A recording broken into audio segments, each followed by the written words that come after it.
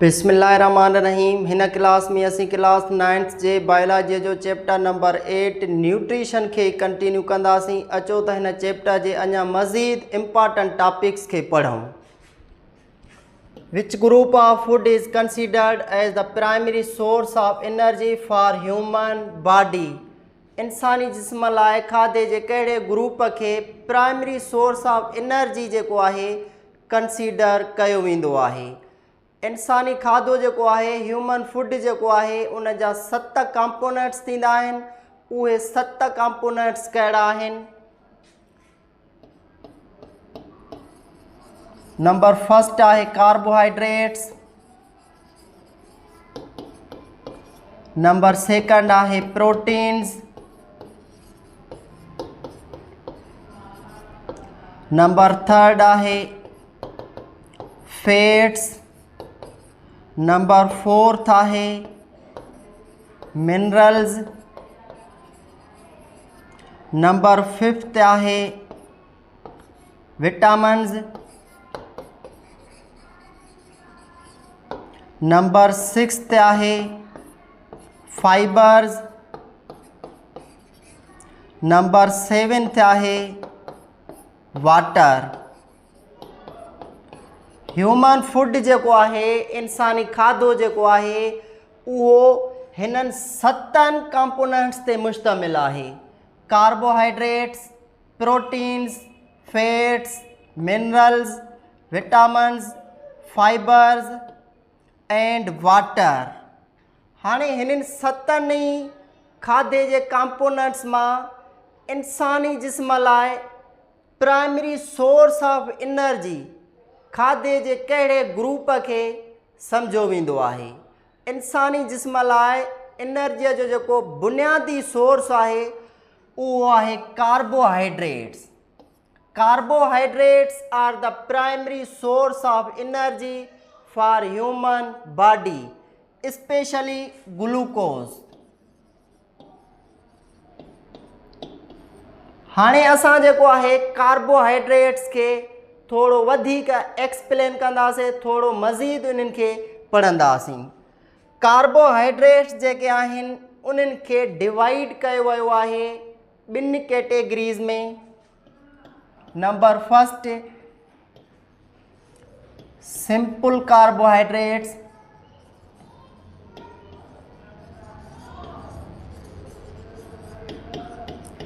Simple carbohydrates कहिड़नि carbohydrates खे चयो वेंदो आहे?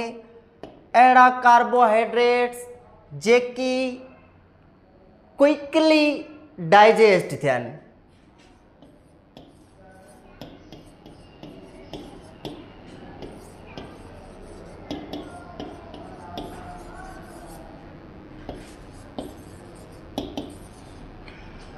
Simple carbohydrates are those carbohydrates which digest quickly.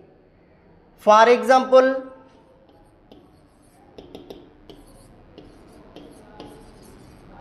sucrose। ॿी जेका कैटेगरी आहे कार्बोहाइड्रेट्स जी उहे आहिनि कॉम्प्लेक्स कार्बोहाइड्रेट्स।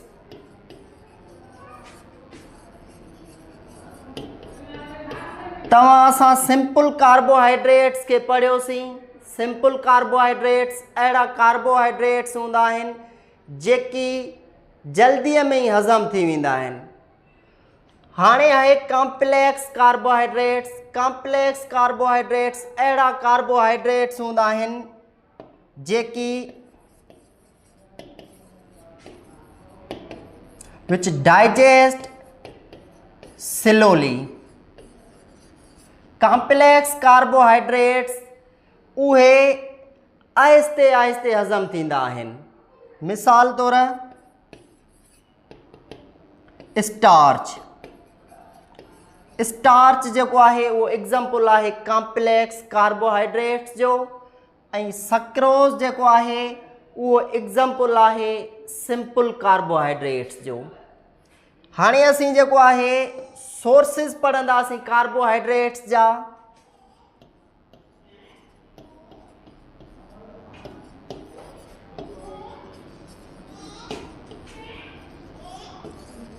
कार्बोहाइड्रेट्स जेकी आहिनि उहे कहिड़ियुनि शयुनि मां मिलंदा आहिनि?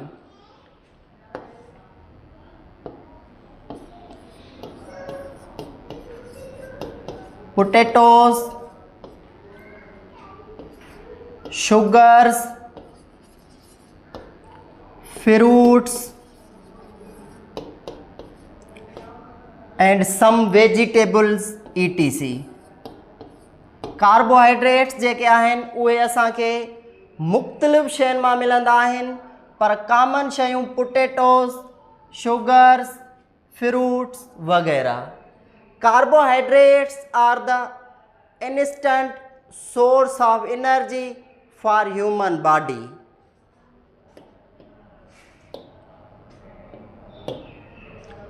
Proteins are consist of units called proteins जिन यूनिट्स ते मुश्तमिल हूंदियूं आहिनि जा जिन यूनिट्स जूं प्रोटीन्स ठहियल हूंदियूं आहिनि उन्हनि यूनिट्स खे चयो वेंदो आहे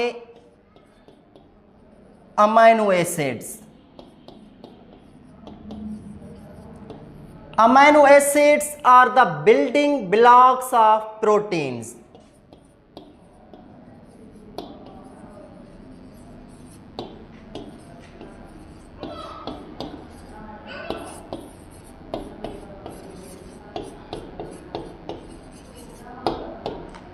प्रोटीन्स असांखे मच्छीअ, गोश्त, आने वग़ैरह मां मिलंदियूं आहिनि. अमाइनो एसिड्स जेके हूंदा आहिनि उन्हनि जो टोटल तादाद हूंदो आहे 20.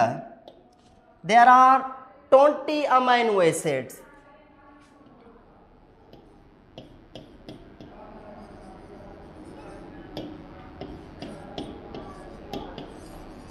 हाणे 20 अमाइनो एसिड्स खे डिवाइड कयो वियो आहे ॿिनि ग्रुपनि में. हिकिड़ा आहिनि essential amino acids,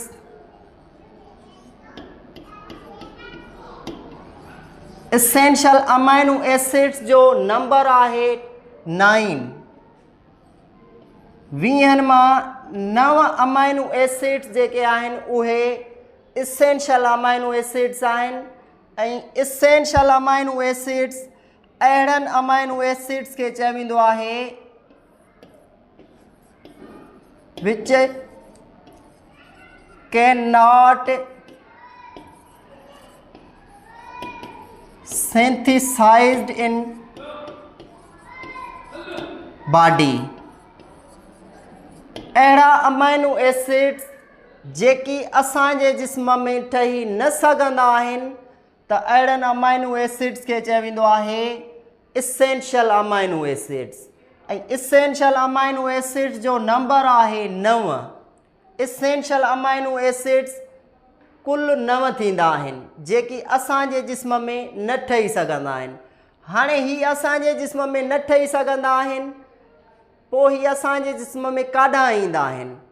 हीअ जेके 9 अमाइनो एसिड्स हूंदा आहिनि इहे असांजे जिस्म में न आहिनि ठहंदा, पर असांजो जिस्म इन्हनि खे मुख़्तलिफ़ फूड ग्रुप्स मां हासिलु कंदो आहे.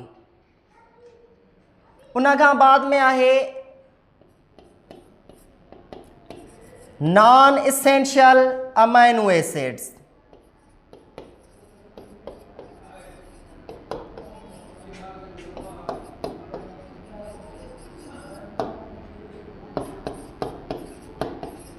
नॉन इसेंशियल अमाइनो एसिड्स असीं अहिड़नि अमाइनो एसिड्स खे चवंदा आहियूं जेकी असांजे जिस्म में ठहंदा आहिनि.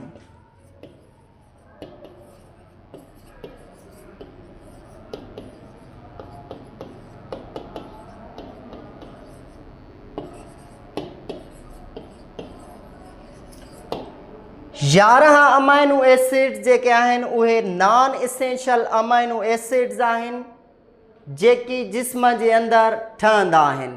बाक़ी 9 अमाइनो एसिड्स जेके आहिनि उहे इसेंशियल अमाइनो एसिड्स आहिनि जेकी जिस्म जे अंदरि न आहिनि ठहंदा पर बॉडी जेका आहे उन्हनि खे खाधे मां हासिलु कंदी आहे।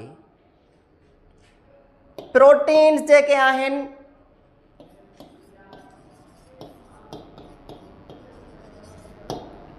और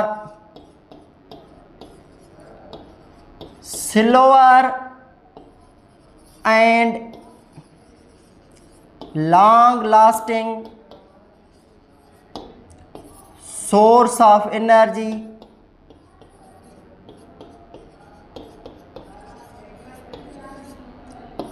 for human body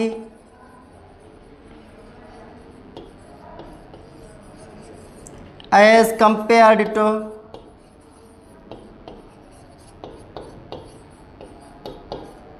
carbohydrates।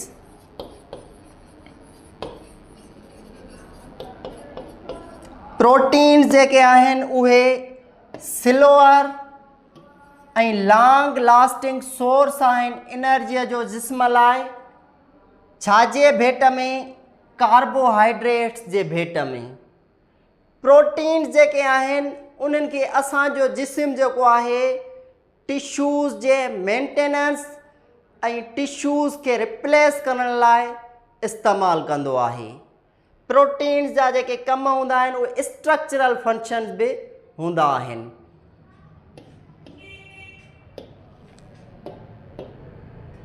The energy obtained from carbohydrates, proteins, fats is measured in units called।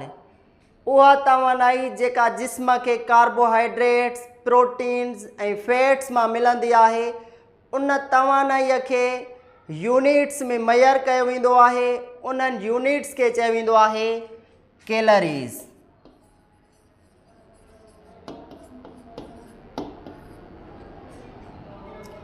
Slowest and most energy efficient form of food is fats। Fats के स्लोएस्ट हितड़े असीं छो था चऊं? छाजे कारण जो जेकी फैट्स हूंदा आहिनि उहे इलाही टाइम वठंदा आहिनि हज़म थियण लाइ। Most energy efficient because fats provide most energy. छाजे कारण जो जेकी फैट्स हूंदा आहिनि उहे ज़्यादा तवानाई प्रोवाइड कंदा आहिनि as compared to carbohydrates and proteins. Fats जे 1 ग्राम मां फैट्स जे 1 ग्राम मां 9 kcal एनर्जी मिलंदी आहे। अहिड़े हिसाब सां प्रोटीन्स जे 1 ग्राम मां 4 kcal एनर्जी मिलंदी आहे। कार्बोहाइड्रेट्स जे बि 1 ग्राम मां 4 kcal एनर्जी मिलंदी आहे। त फैट्स जेके आहिनि उन्हनि में एनर्जी जेका आहे उहा ट्वाइस खां बि कुझु मथे आहे as compare to proteins and carbohydrates.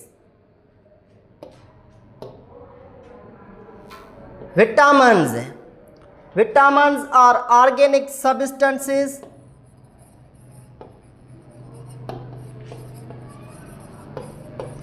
Vitamins जेकी आहिनि ऑर्गेनिक सबस्टेंसेस आहिनि। Vitamins are needed in small quantities.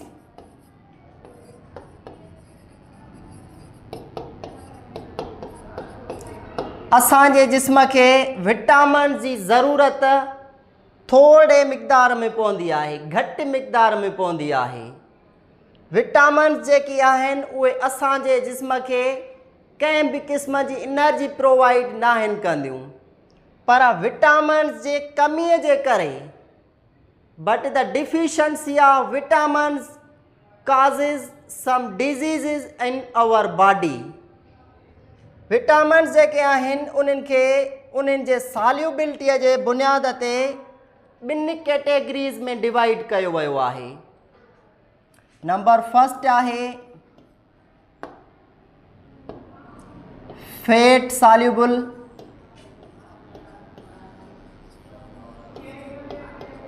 Fat soluble vitamins.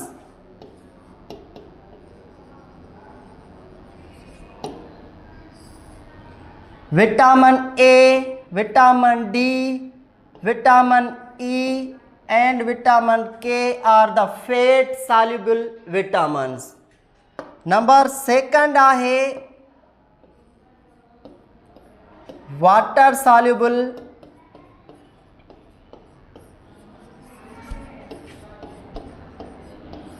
vitamins. Vitamin B-C complex are the water soluble vitamins. हाणे विटामिन्स जे कमीअ जे करे, कुछ विटामिन्स जे कमीअ जे करे थींदड़ बीमारियूं पढ़ंदासीं।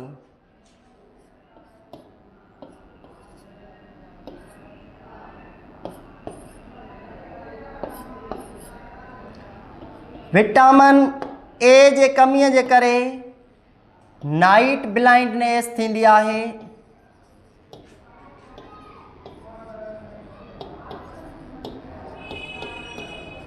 या रफ स्किन।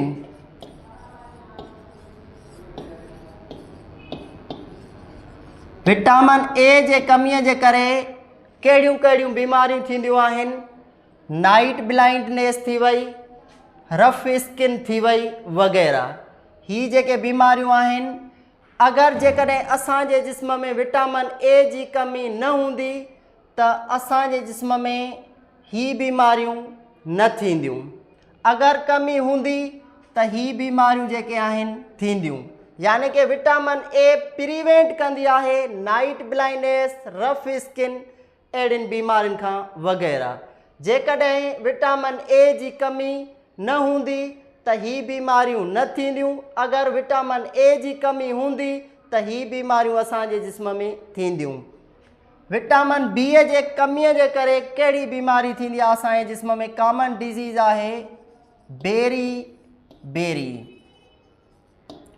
विटामिन सी जे कमीअ जे करे थींदड़ बीमारी स्कर्वे। विटामिन डी जे कमीअ जे करे थींदड़ बीमारी रिकेट्स। विटामिन के जे कमीअ जे करे थींदड़ डिज़ीज़ ब्लीडिंग डिसऑर्डर। समझाइण जो मतिलबु, अगरि जेकॾहिं हिननि विटामिन जी असांजे जिस्म में कमी न हूंदी त ही बीमारियूं जेके आहिनि असांजे जिस्म में न थींदियूं। यानी कि ही विटामिन्स हिननि बीमारियुनि खां असांजे जिस्म खे प्रिवेंट कंदियूं। अगरि जेकॾहिं ही विटामिन्स असांजे जिस्म में न हूंदियूं या हिननि विटामिन जी असांजे जिस्म में कमी हूंदी त ही बीमारियूं जेके आहिनि असांजे जिस्म में थी सघंदियूं।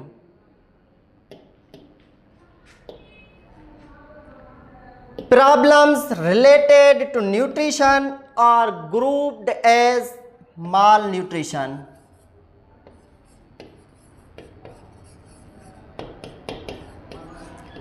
न्यूट्रिशन सां लाॻापियल प्रॉब्लम्स के जेको आहे कलेक्टिवली माल न्यूट्रिशन चयो वेंदो आहे।